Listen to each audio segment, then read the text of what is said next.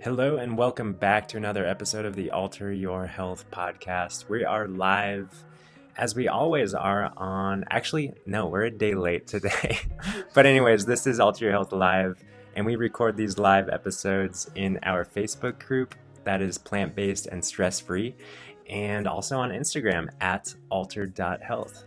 Anyways, I'm your host, Dr. Benjamin Alter. And I'm your co-host, Dr. Susanna Alter. And this is your source of information and inspiration to promote the holistic transformation of our health, your health, and the health of our planet. And we're both licensed naturopathic doctors who support individuals in reversing disease and reclaiming optimal health through whole food, plant-based nutrition and mind-body medicine.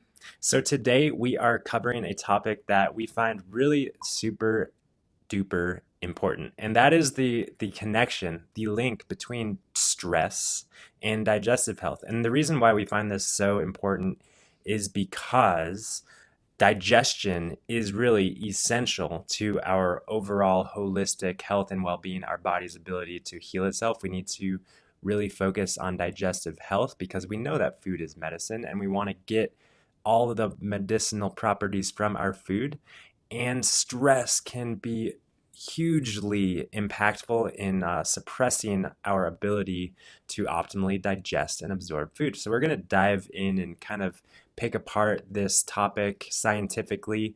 But maybe to set the stage, we wanted to just share that this is certainly applicable to anyone, regardless of whether or not you struggle with digestive symptoms. Just because, like I said, we know that digestive health and optimal digestion is really the at the center of physical health and well-being. Right. In fact, every patient or client that we see one-on-one, it doesn't matter what their chief complaint is. It could be sinus headaches. It could be, migraines. It could be issues with their joints. And we will always ask them how their digestion is because it is that important. We really can't piece apart these important organ systems because your body's so interconnected. And yeah, the gut is really the window into, I don't know, but I feel like we need to make some big, awesome metaphor about the gut because the window into your body. And it really is. It really is. As we like to say, and as is really known, the gut is our interface with the outside world. The inside of your mouth, all the way through in the tube that runs from your mouth to your butt, that is the outside world. The inside of that tube is the outside world. And it's lined with all sorts of microvilli, it's called, to increase the surface area and maximize absorption. It's also lined with every square millimeter is lined with abundant amounts of various microorganisms. That's our microbiome, right? So we need to be really mindful of how we are addressing and treating this digestive system. Yes. Yeah, and to put a visual to that all, you can picture yourself as a big donut, essentially. Yeah. And that center hole, that is your whole long digestive tract. Yeah, which is, I forget how long is the digestive tract. I mean, oh boy, I know I'm not going to put out any numbers, but it's a long tube, and we know that the small intestine is really windy, and the large intestine is larger and not quite as windy. But then we have the stomach and the esophagus on top of the small intestine, and this whole tube, we need to be really mindful of to make sure that it's functioning properly and food is going in one end, we break it down, we get all of the nutrients, and we extract and absorb all the nutrients from that food, and then we expel the waste, and we expel any toxins that might be released in the metabolic process, as well as toxins that might be released or absorbed through your food, through your beverages, through your skin, and that sort of thing, as well as this whole we're always detoxifying. We're always breaking down and releasing toxins that are stored in our bones and our fat and all parts of our body. So we want to make sure that our bowels are working. Anyways, we're kind of getting off on all sorts of tangents already, but we wanted to tie once again the link between stress and how stress really impacts or impedes this whole natural digestive process. Yeah, so let's talk about the physiology of it. Let's talk about the brain gut connection. And what we mean by brain gut connection is how a stressful state or a heightened sympathetic nervous system state in the body, the fight or flight stress response, how that actually changes your body's physiological response. And so, for example, if you just got some really bad news, if you just were chased down the street by a burglar, if something really stressful happened, your body, your nervous system is going to shift to produce more of those stressful hormones like adrenaline, cortisol. And as we've mentioned in so many different episodes, this whole part of your nervous system, it has a purpose. It's to keep you safe. It's to, get your body ready for a fight or flight. But in this modern day and age, we see that people can get into this fight or flight stage pretty easily, whether it's driving in traffic, whether it's dealing with coworkers. And so let's talk about how this stressful state shifts physiology. Well, I want to go back and just say that it's not the stress that causes the physiologic reaction, it's the perception of stress. And this is a whole nother topic that we're not going to get into, is how the mind interprets stress and how we make stress physiologically from events in our outside world. Because I trust there are people out there who might, we all react to our outside world differently. So stress is just one of those ways that some people react more so than other people. Some people tend to be wired in that way, and that doesn't mean that we can unwire or rewire, or it doesn't mean that we can't unwire or rewire the stress response and be faced with these quote unquote stressful events in the world, but not be triggered and react physiologically in such a way. But anyways, yeah, when it comes to stress and how it affects our digestive health, it's through this sympathetic nervous system. And when we get a release of adrenaline and cortisol and all of these stress-related hormones, really what they do is they direct all of the blood flow and they direct all of the nervous system activity and all of the vital energy away from our digestive system, because the parasympathetic branch of the digestive system, Nervous system. or the parasympathetic branch of the nervous system, is otherwise called the rest and digest classically. That's what it's referred to as. So we don't digest when we are stressed. That's quite, to put it quite simply. And that doesn't mean we can't put food in our mouth when we're stressed. A lot of people do put food in their mouth when they're stressed, right? But we're not going to be able to digest that food. We're not going to be able to break down all the macronutrients and absorb all the micronutrients. And the consequence of that is, of course, maldigestion, malabsorption, malnutrition. And also, we're left with all of these undigested particles in the gut that causes fermentation, that feeds various pathogenic microbes that might be, lingering in the digestive tract, and creates this environment that we can call dysbiosis. That's just one of the things that, downstream effects of the stress response on our digestive system. Yeah, so there are a few things happening when we're trying to digest food in a stressful state. Really, or I should say there are a few things that aren't happening as well. So when we're stressed, when we're feeling very stressed and we're in that fight or flight state, the first thing that happens is that your brain is not going to be sending the messages to your digestive system to create those digestive juices that are needed to break down the foods. These include your saliva, which contains amylase, which is a digestive enzyme that helps break down carbohydrates. So that's going to be reduced. Yeah, that's really interesting. If you consider like a really relaxed state when you're just kind of zenning out, you might experience increased salivation, because that is the activation of your parasympathetic nervous system, especially if it's around a mealtime or something. Exactly. Yeah, so then if we continue downstream in the digestive system to the stomach, we know that we need adequate hydrochloric acid in order to break down food, in order to break down proteins, the bigger molecules.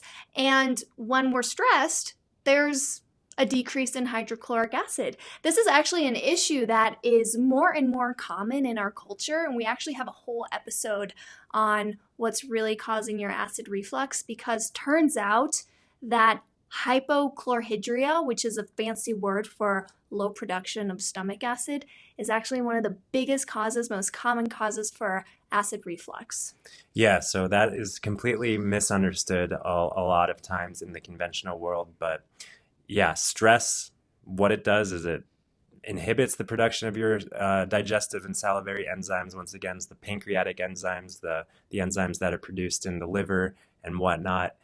And it also decreases or blocks the production of hydrochloric acid, which is produced by various cells inside of the stomach itself. And we need that. And a lot of people say, oh, acid, we want to make sure our acid isn't too high. But actually, there are way more people, like you said, Susanna, that suffer from low acid than high acid in their stomach. And the effect of low acid in the stomach is we're not breaking down those proteins, those macronutrients, and we're left with, if you can imagine, just a bunch of big pieces of food going down into our small intestines. And then those big pieces of food aren't broken down that well by the various pancreatic enzymes that are released into the small intestines. And if we can't break down the pieces of food into small enough pieces, it's not going to be absorbed through the intestinal lining into the bloodstream. And we're left with all these big chunks of food, if you could, picture it, that are feeding the various microbes that are in your gut. And the microbes aren't really designed to eat those big pieces of food. They're designed to eat smaller pieces of food or fiber.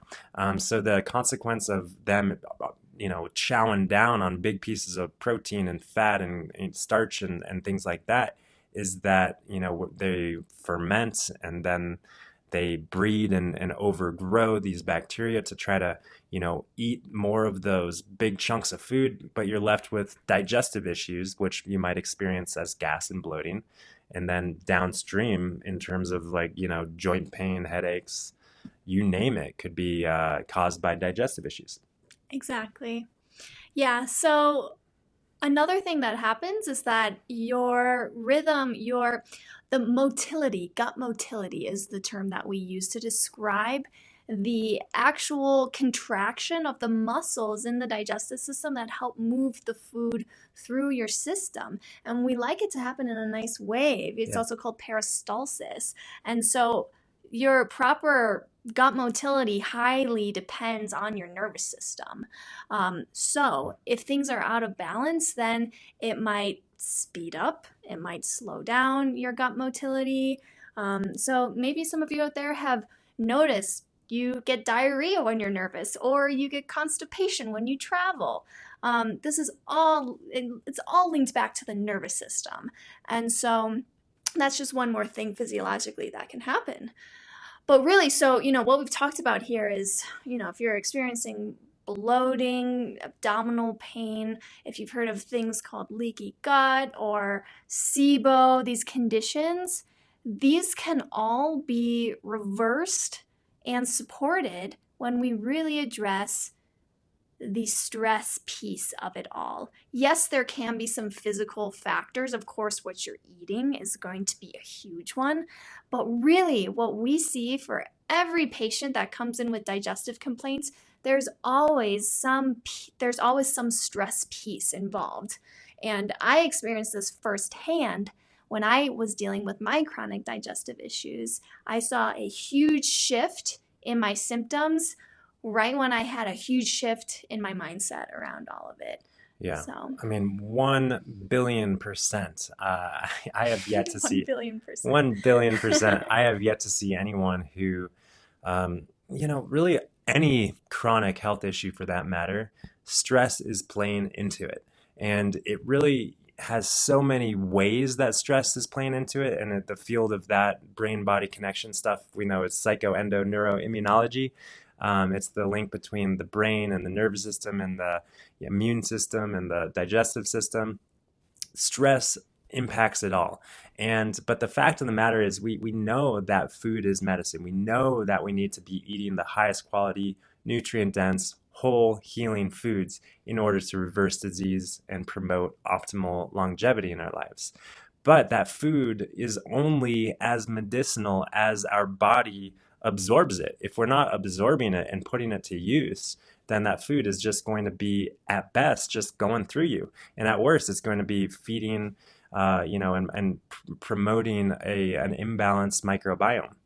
And so we want to be really mindful of our experience of stress. And once again, this episode is not designed to really support you necessarily in mastering that relationship that you have with your personal stress experience, but to just simply bring awareness of the power of stress as it has to do with your digestive system and your body's ability to heal.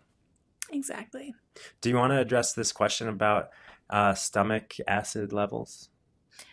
Sure. How do you know if we have proper acid levels in the stomach? Well, there are a few different ways to really test this. I mean, there's actually laboratory tests you can do.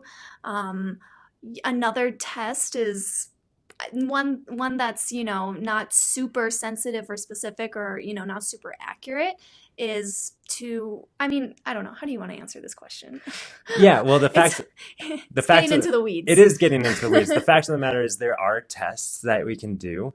But another really, we like to go by symptoms and how we're feeling more so than tests. So there are kind of hallmark symptoms that are related to low stomach acid. And, pretty much anyone who experiences, I don't know if you would agree with this, but anyone who experiences digestive upset or acid reflux, something along those lines probably has low stomach acid. And even a lot of people who don't necessarily have specific digestive complaints might also have low stomach acid. So in order to increase stomach acid, let's just focus on, maybe the tactics, the strategies to naturally increase stomach acid, which also naturally promotes optimal digestion down the rest of your digestive tract. Do you want to move into that? We do have a full episode on stomach acid specifically. Yeah. Okay. Thanks. So maybe we'll point you to that. We don't have the number, but go to alter.health/podcast and you can type in stomach acid and you should be able to find it. Yeah, we go way more in depth. We'll do that. We'll answer that question so much more thoroughly if you listen to that episode. Yeah. Yeah. But in terms of, do you want to move into like supporting digestion from a mindful, stress-based response? Yes. Way? Yeah. Yeah, because what we've talked about today is that yes, obviously to improve your digestive health, it's helpful to improve your relationship with stress so that you're not in that flight or fight state more of the time. And we have some shortcuts to help get you there at mealtime. Mm-hmm. The overall goal is to reduce it in all areas of your life. But what we have for you here is a nice little tip. Yeah. And honestly, to be quite transparent, we can all, myself, and I know Susanna because I eat with her most of the time, we can all be better at putting these tips into practice. And this is not about perfection. It's just about having the tools to really support you, especially if you are struggling with digestive or other chronic health complaints. So the first thing to do, before mealtime is obviously focus on the fact that we're eating and just have an understanding of eating is putting food in your mouth and breaking it down into little bits and pieces and just using our common sense to expedite that process. The first thing being to, make sure that we're not running around, like physically walking and eating or driving and eating or doing or multitasking in that sort of way, because we want to focus our attention into the present moment of that digestive eating, fueling process. I think biggest ones to point out are looking at your devices while eating. That's what we do. I'll walk into restaurants and it's like everyone's eating and looking at their phone, and we're not perfect. We're not perfect either, and sometimes we catch ourselves working while eating, and Like, that's not good either. some like too often, too often. Yeah, so this is a good reminder for us. But yeah, bringing the mindfulness to the mealtime is so important, and being present so that you can really enjoy your food, so that you can chew your food thoroughly. Yeah. This is so essential. Yeah, and then the other thing that is kind of a practice for so many people is just pausing before you put your first bite of food in your mouth. Maybe saying thank you, maybe saying a blessing, maybe saying gratitude, whatever it is. That pause for even a microsecond is long enough to flip the switch of your nervous system and put you into a parasympathetic, restful state. And I mean, I have that experience all the time of just like kind of running around, feeling a little wired, and then putting my feet on the ground, taking in a full exhalation is really the exhalation, not the inhalation. Focus on the exhalation to bring your body into a parasympathetic state, and then say thank you and just feel thankful. And that is a shortcut into that optimal nervous system state to promote optimal digestion. Exactly.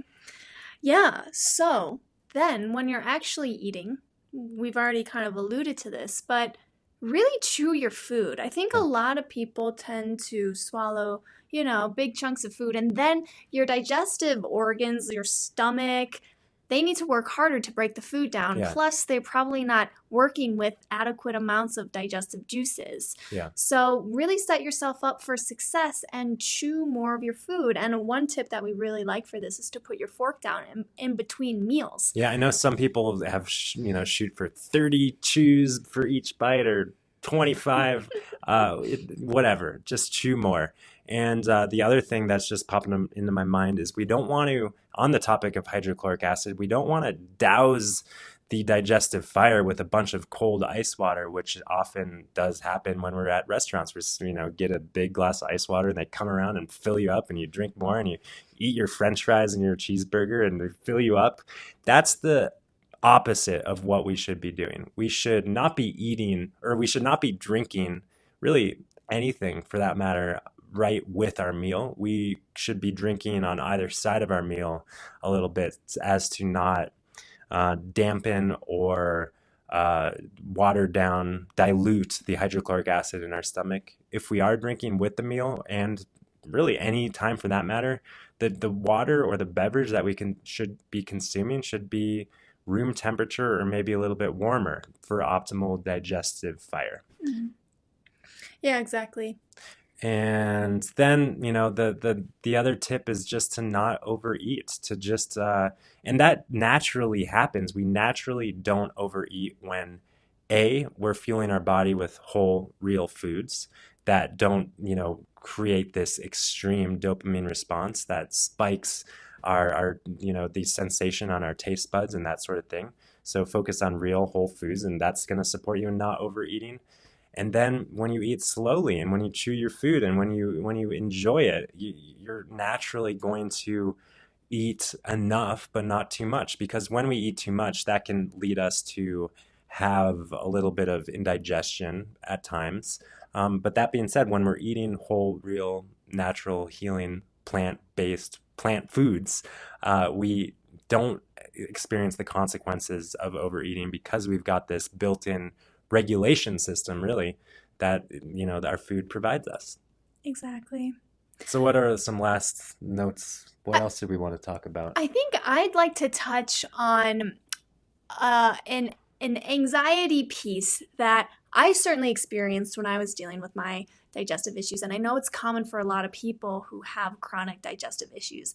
And that is, this extra element of having anxiety around what you're eating because you're afraid that it might aggravate your symptoms, or you might have an intolerance to it, or you just don't know. And I just remember there being a lot of stress around mealtime for me. I remember I was living in an environment where I had roommates and I was worried about contamination of certain ingredients, and there was just so much stress around food. And so this could be, for me, this was the biggest piece. When I finally shifted my mindset to not be so stressed about all of this, that's ironically, when my digestive functioning got so much better and my symptoms decreased. And one little tip to help people with this is, and this might work for you, it might not. Some of you might think it's a little bit woo-woo, but when you're pausing and taking a few breaths before your mealtime or saying thank you, you can put your hands around the bowl of food or the plate of food and say an extra little prayer, extra little blessing. Totally. I mean, I've experienced that for sure. That like, I mean, it might be a little woo-woo. It might be a little woo-woo. It might be a little mind over matter, but sometimes I kind of envision, if I'm out at a restaurant or if I'm just in a place where, let's face it, I'm not eating the best quality, highest nutrient dense food that I would prefer. I just kind of infuse a little magic into the food that neutralizes, or I envision that this energy, this gratitude, this blessing kind of neutralizes anything kind of negative that might be in the food. Because let's face it, I think another thing that is kind of a woo-woo topic that I find really fascinating as well is kind of the energy from a restaurant. You might be eating high quality nutrients and high quality plant-based foods, but maybe it's prepared in this really stress-filled kitchen. And we, to some extent, take that in. I do feel and believe. I think some of us are more sensitive to it than others, but nonetheless, we have the capacity to infuse our own calm, peaceful, healing energy into whatever food, whether it's a chocolate cupcake or anything else. We can kind of, at least we're not judging the food and judging ourselves, because we know that judgment is really toxic to our physiology. So we want to be neutral or positive. And that's really the message, I think, right? Definitely. Yeah.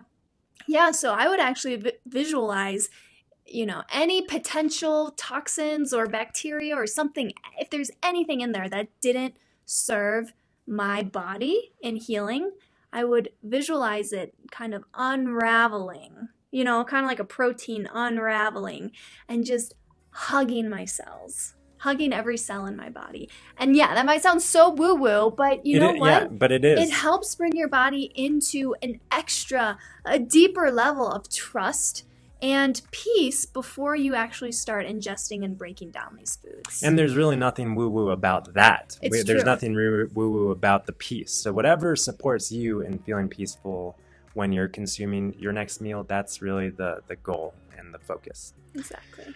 So on that note, we hopefully didn't stress you out about food and digestion. Hopefully we, pointed you in some direction where you can have some insights and gain awareness and understanding of how to support you in optimizing your digestion and your health. That's really what it's all about.